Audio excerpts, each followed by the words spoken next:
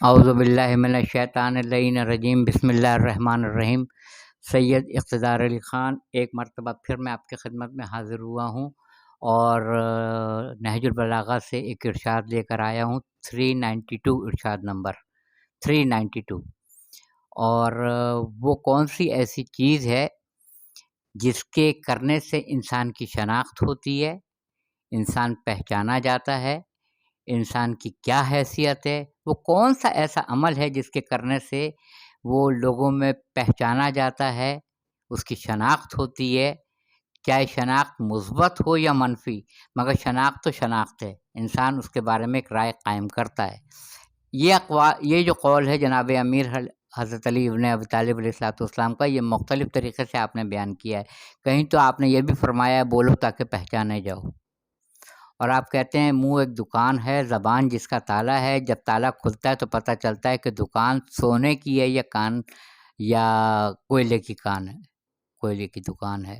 یعنی منہ ایک دکان ہے جس کا تالا اس کی زبان ہے، جب اس کو کھولا جائے گا تو پتہ چلے گا کہ وہ سونے کی دکان ہے یا کوئلے کی دکان ہے۔ اسی سے ملتا جلتا ہے کہ جس میں 392 ارشاد میں آپ فرماتے ہیں بات چیت کرو۔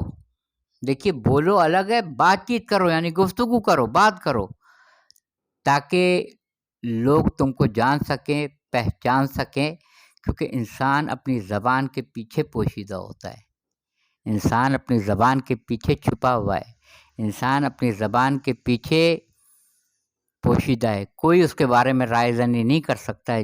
جب بولنے پہ آتا ہے تو پتہ چلتا ہے کہ کتنے اعلیٰ ظرف کا یہ شخص ہے، بولنے سے پتہ چلتا ہے۔ اگر اسی طرح آپ تیار ہو کے بیٹھ جائیے اور پورے مجمع میں کچھ نہ بولیے اور ہمیشہ نہ بولیے تو کوئی آپ کے بارے میں رائے زنی نہیں کرے گا، بس یہی کہیں گے کہ لوگ یہ خاموش رہتا ہے، ہم لوگ باتیں کرتے رہتے ہیں، یا یہ شخص تو بولتے ہی نہیں ہے، یہ تو کوئی بات ہی نہیں کرتے ہیں۔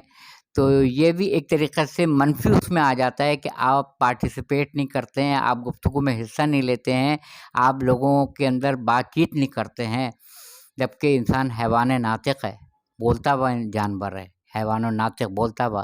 تو آپ فرماتے ہیں بولو تاکہ پہچان ہو تمہاری کہ تم کس نہج پہ ہو، تمہاری اوقات کیا ہے، کیونکہ انسان اپنی زبان کے پیچھے پوشیدہ ہوتا ہے۔ میرے چینل کو سبسکرائب کیجیے گا، لائک کیجیے گا، اور اگر آپ کو کمنٹ سیکشن میں جا کے کمنٹس کریں گے تو مجھے بہت خوشی ہوگی کہ جو کلپ میں نے بنائی ہے اس کا بیان کرنے کا طریقہ آپ کو کیسا لگا ہے، اس میں امینڈمنٹ کی گنجائش ہے، اس میں کچھ رد و بدل کرنا چاہیے۔ مجھے آپ کی رائے کا انتظار رہے گا، کمنٹ سیکشن میں جا کے رائے ضرور دیجیے گا۔